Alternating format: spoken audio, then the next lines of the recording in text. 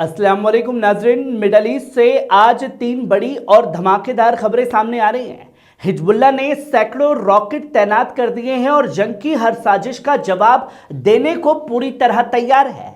Hamas ने इंसानियत की मिसाल देते हुए 30 इजरायली के जिस्म लौटाए हैं, जबकि दूसरी तरफ इजराइल फिर से सीजफायर तोड़कर गजा को खून में डुबो रहा है। और अब मिस्र ने भी खुलकर कहा है, नेतन्याहू अगर समझता है कि गैस की सियासत से दबाव बनाया जा सकता है तो वो गलत फहमी में जी रहा है। मिस्र झुकने वाला नहीं है। नाजरीन, ये जंग अब सिर्फ बॉर्डर की नहीं, ये है हक और जुल्म की टक्कर। आइए शुरू करते हैं आज की पहली बड़ी रिपोर्ट लबनान से, जहां हिजबुल्लाह ने इजरायली झूठों की पोल खोल दी है। मिडल ईस्ट में एक बार फिर तनाव की आग भड़कने की कोशिश की जा रही है और इस बार निशाने पर है लबनान और वहां की मुकामती तहरीक हिजबुल्लाह। इजरायली सरकारी ब्रॉडकास्टर कैन की रिपोर्ट के मुताबिक वजीर आजम नेतन्याहू ने एक सीक्रेट सिक्योरिटी मीटिंग में दावा किया कि हिजबुल्लाह अपनी दिफाई और हमलावर कुव्वत फिर से तामीर कर रहा है। कहा गया कि सीरिया से सैकड़ों रॉकेट लाकर हिजबुल्लाह लबनान में अपनी फौजी बुनियादों को मजबूत कर रहा है। लेकिन सबसे अहम बात, इजराइल ने आज तक इस दावे का कोई सबूत पेश नहीं किया है। ना कोई सैटेलाइट इमेज, ना कोई वीडियो, ना कोई इंटेलिजेंस रिपोर्ट। नाजरीन, ये वही तरीका है जिससे इजराइल ने पहले गजा में हमले किए, फिर सीरिया पर बमबारी की और अब बारी है लेबनान की, ताकि एक और जंग शुरू की जा सके बिना सबूत, बिना जवाबदेही। हिजबुल्लाह, जिसने अब तक कोई बयान नहीं दिया है, हमास हमेशा यह कहता है कि वो अपने मुल्क की हिफाजत के लिए खड़ा है, ना कोई जंग शुरू करने के लिए। और यही फर्क है मुकामत और कब्जा में। याद रखिए, इजराइल ने अक्टूबर 2023 से लेकर अब तक लबनान पर जो बमबारी की है उसमें 4000 से ज्यादा लबनानी शहीद हुए हैं, 17,000 से ज्यादा लोग घायल हुए हैं। सितंबर 2024 में यह हमला पूरी तरह जंगी शक्ल में तब्दील हो गया, जबकि नवंबर 2024 में एक सीजफायर तय हुआ। उसी सीजफायर के मुताबिक इजरायली आर्मी को जनवरी 2025 तक दक्षिण लेबनान से निकल जाना था, लेकिन आज भी 5 बॉर्डर आउटपोस्ट पर इजरायली फौज मौजूद है। तो सवाल यह है नाजरीन, जब खुद इजराइल सीज फायर तोड़ रहा है, जब इजराइल ही झूठे इल्जाम लगाकर जंग की जमीन तैयार कर रहा है, तो क्या वाकई हिजबुल्लाह को दोष देना जायज है? सच्चाई यह है कि हिजबुल्लाह आज लुबनान की जमीनी हिफाजत का सबसे अहम किला है, जो न सिर्फ इजराइल की जंगी सोच के खिलाफ खड़ा है, बल्कि मुकामियत, खुददारी और सियासी हिम्मत की मिसाल बन चुका है।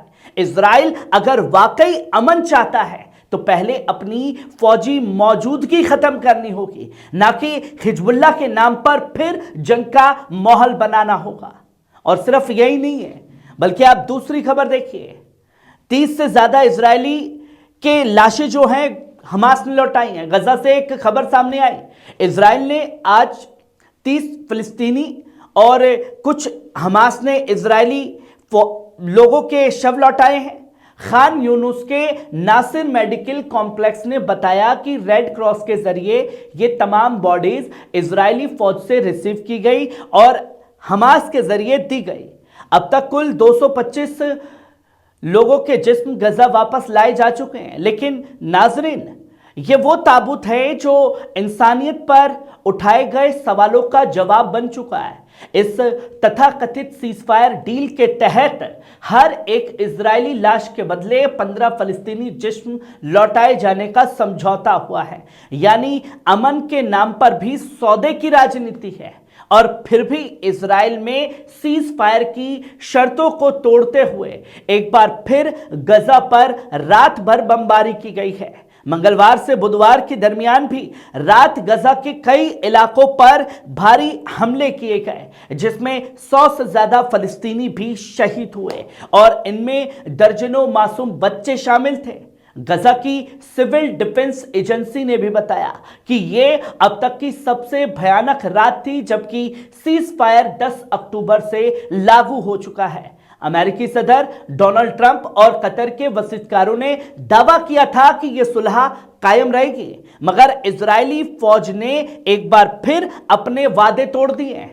दूसरी तरफ हमास ने भी अब तक 20 जिंदा इजरायली बंधक रिहा किए हैं और 28 मरे हुए बंधकों की लाशें भी सौंप दी हैं, जिनमें इजरायली, थाईलैंड और नेपाल के 2 विदेशी मजदूर भी की लाशें भी शामिल हैं।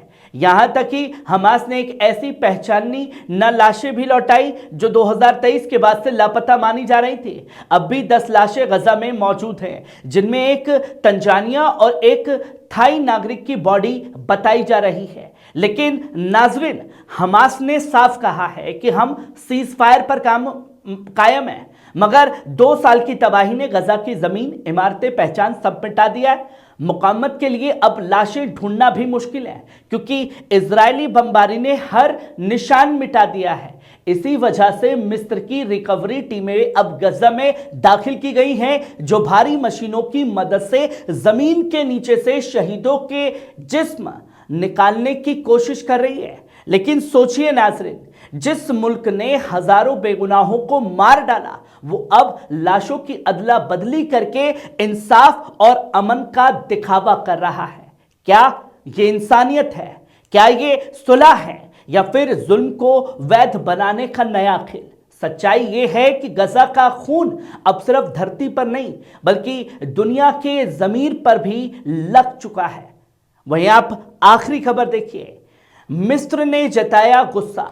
मिडल ईस्ट की सियासत में एक नई तनातनी सामने आई है। इस बार मामला है $35 अरब की नेचुरल गैस डील का, जो इजराइल और मिस्र के दरमियान तय हुई थी, मगर अब इस पर ब्रेक लग चुका है।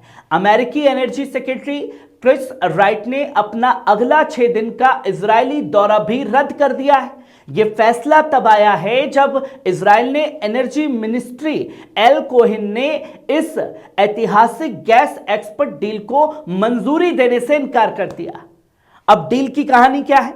यह गैस डील इजराइल के लिवाइथन गैस फील्ड से जुड़ी हुई है, जहां से मिस्र को गैस सप्लाई होनी थी।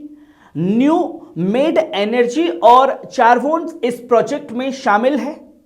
डील अगस्त में साइन हुई थी और इसे 2040 तक बढ़ाया गया था, मगर एली कोहेन का कहना है कि जब तक घरेलू ग्राहकों के लिए फेयर प्राइस तय नहीं होता, वो इस डील पर साइन नहीं करेंगे।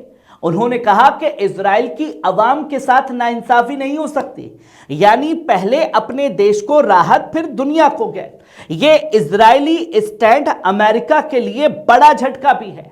ट्रंप एडमिनिस्ट्रेशन इस डील को इजराइल और मिस्र के रिश्ते को मजबूत करने वाली एक अहम कड़ी मान रही थी, मगर अब एली कोहेन की जिद वॉशिंगटन और तेल अवीव के बीच तनाव का सबब बन गई है। और मिस्र का जवाब, काहिरा से भी तीखी प्रतिक्रिया आई है। मिस्र के प्रधानमंत्री मुस्तफा मदबूली ने साफ कहा कि अगर नेतन्याहू को लगता है कि मिस्र के पास सिर्फ एक एनर्जी रास्ता है, तो वो धोखे में जिए। मिस्र के स्टेट इंफॉर्मेशन सर्विस SIS ने यह दावा किया कि नेतन्याहू के गैस के जरिए मिस्र पर दबाव बनाना चाहते हैं, मगर मिस्र इसके लिए तैयार है। हमारे पास और भी रास्ते हैं। उन्होंने यह भी कहा कि नेतन्याहू इस गैस डील को एक सियासी हथियार बना रहा है, ताकि गजा सीजफायर और घरेलू बदहामी से ध्यान हटाया जा सके। इजराइल की मुश्किल, वही इजराइल के फाइनेंस मिनिस्टर ने चेतावनी दी कि अगर गैस एक्सपोर्ट इसी रफ्तार से चलता रहा तो अगले 25 साल में घरेलू गैस की किल्लत हो सकती है। तो असली सवाल यह है नाजरीन, क्या यह डील वाकई मुल्क के फायदे के लिए रोकी गई है, या फिर इसके पीछे भी कोई सियासी स्क्रिप्ट छुपी है? क्या इजराइल मिस्र के साथ सजागार रिश्ता चाहता है, या फिर गैस को भी जंग का औजार बना चुका है? और क्या अमेरिका, जो हमेशा मध्यस्थ बनने की कोशिश करता है, अब इस टकराव में नाराज होकर पीछे हटेगा, या फिर से दबाव की राजनीति शुरू करेगा?